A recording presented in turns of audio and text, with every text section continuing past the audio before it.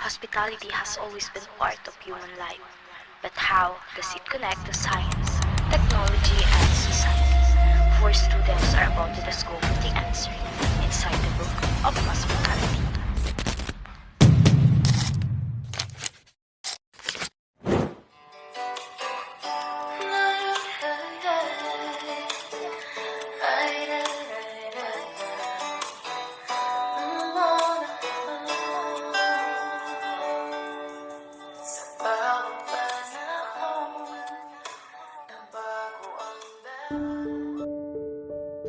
Ano, pre, ginawa mo na ba yung pinapagawa ko sa'yo?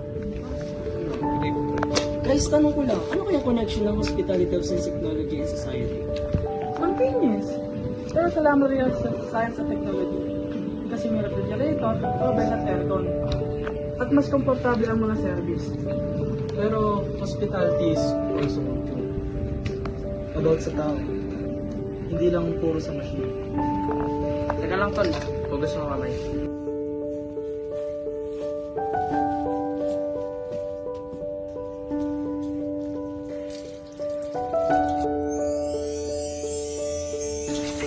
Uy! Pre, tirin niyo yung libro. Umilaw to kanina. Kaya ano yan?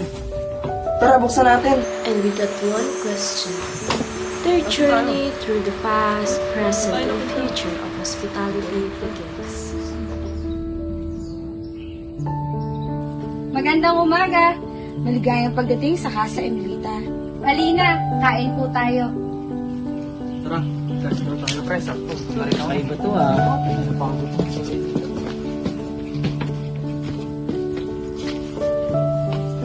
Paano kaya tayo napunta? Kaya Hindi nga. ko rin alam. Siguro gawa nung libro na ko kanina. Ang ilaw, pre. Oo nga eh. Ayan yun na, ayan yun na. Ito, pwede ba tol? Ano itong isda? It's a basic size na. Hindi kailangan na refrigerator. Solid na. Pero pre, ang solid talaga nung mga Pilipino. Kahit noon pa yung hospitality, part na ng Filipino culture, no? Just because back then, offering food also meant kind and trust. It showed stranger welcome and safe. In ancient times, science was all about survival. People used their knowledge to preserve food by drying, smoking, and salting. Simple but life-changing was the beginning of technology, and through it, communities learned to share and care, and that's how hospitality was started.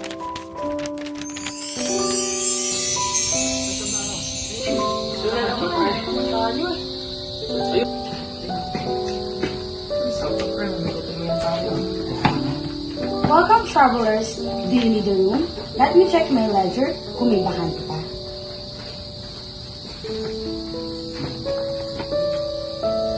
Sa natin mo pinapala talaga kung puno Mars. At yung gating system is manual written by us.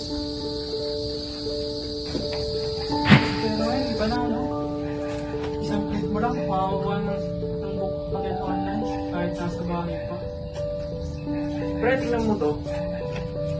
Food delivery pa, sa pindot mo lang may pagkain ka na. Salamat sa invention tulad ng stove, refrigerator at oven. Papabilis ang mga proseso ng pagkain. Mabilis nga lahat ngayon. Pero parang nawawala ng presence ng mga tao. True hospitality become faster as sometimes called. Mga kumustoteno. Sobrang nagiging tamad ang mga tao. Dahil sa technology. Kaya Even science made service faster, but the true hospitality still depends on human warmth and connection. The intellectual revolution changed the pace of hospitality. From handwritten ledgers to online reservations, from slow cooking to instant meals, hospitality became faster, global, and more connected. But beyond convenience, how does this connect to culture and nation?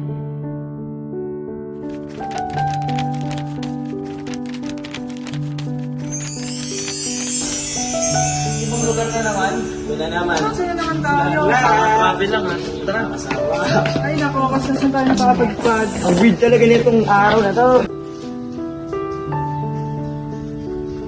Magandang araw. Coffee, sir?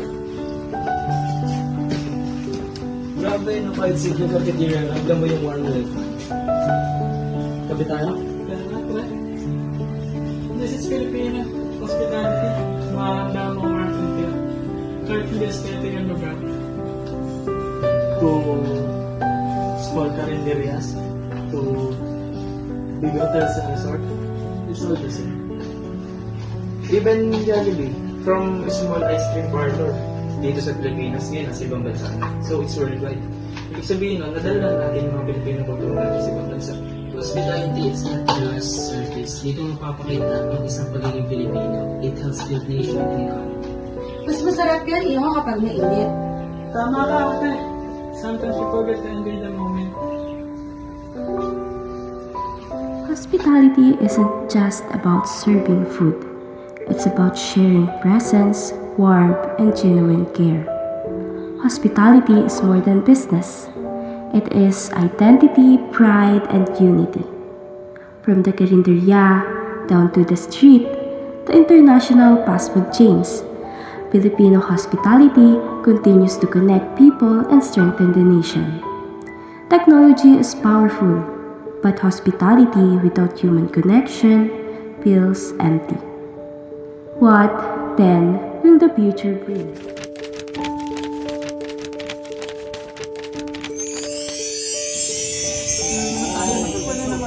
Ilang beses na tayo. Tara, nakadaan tayo. Pagod na ako, ganda-gads. Pagod na ako. Welcome, guests. Reservation confirmed. Please proceed. Ang bilis, sobrang efficient. Cold naman, pre. Parang cold pre. Pero kidding aside, iba pa rin talaga yung genuine care at saka smell ng mga tao. Compare mo sa technologies, hindi nito kaya tumbas ako. See, technology can serve, but human truly care. That's the balance, empathy, and efficiency. Welcome and mabuhay. We're glad you are here. See, technology can serve, but only human truly can.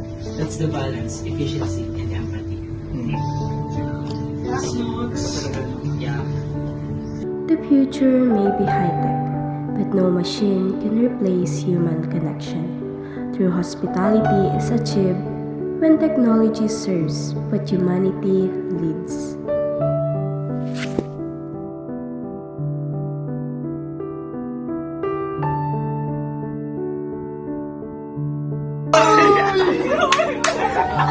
Roller coaster na naman. Grabe, nakakapagod. Buti nakawin na tayo. Wait lang, pre. Wait, may natutunan ba kayo? For me, hospitality always evolves science and technology. But the heart of it is still kindness and care. It builds culture, economy, and connections. Pero we see how hospitality changed by science and technology. But if people are replaced by robots, tatawag pa din ba itong hospitality?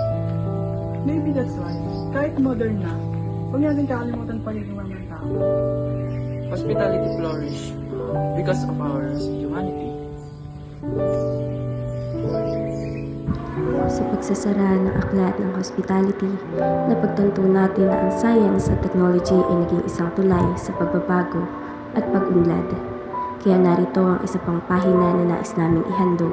Ito ay isang tula na nagpapaalala na hindi kayang palitan ng kahit anong makina ang puso ng tao.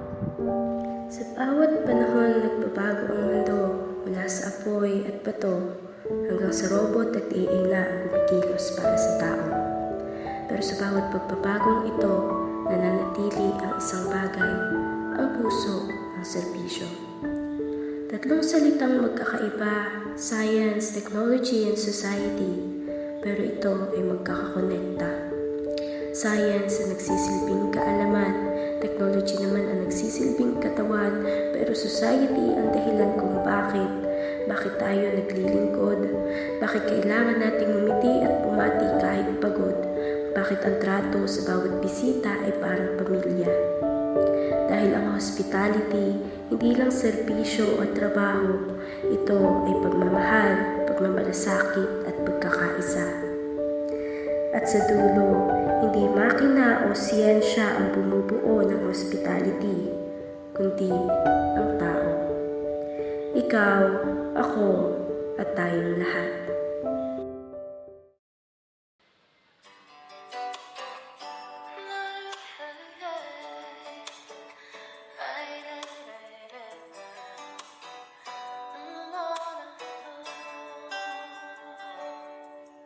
Sa bawat panahon, nagbago ang daan, ngunit puso ng tao, di nag-iba kailanman. Mula sa apoy, asin at tusok noon, hanggang sa robot na ngayon ay tumutugon. Ngunit sa bawat paglingon,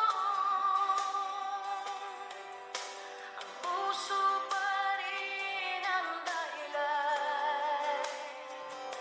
Science man o technology, Uy, Nel. pagmamahal Tara, buksan natin. mamaya pa. Dahil sa Mali naman yung ano mo eh. Ganto! Hindi ko nga alam. Pupunta na kayo. Inuwi na ano. Welcome guest. Reservation confirmed. ay nagmumula sa aming puso't Buksan natin. Uy, ano yan? Hindi, may nagulog. Uy,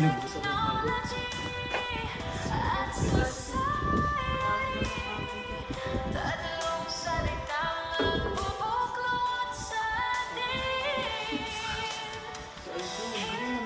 Silang buwan. Student concert. Sabi mo, magandang umaga. Abalin niya yun.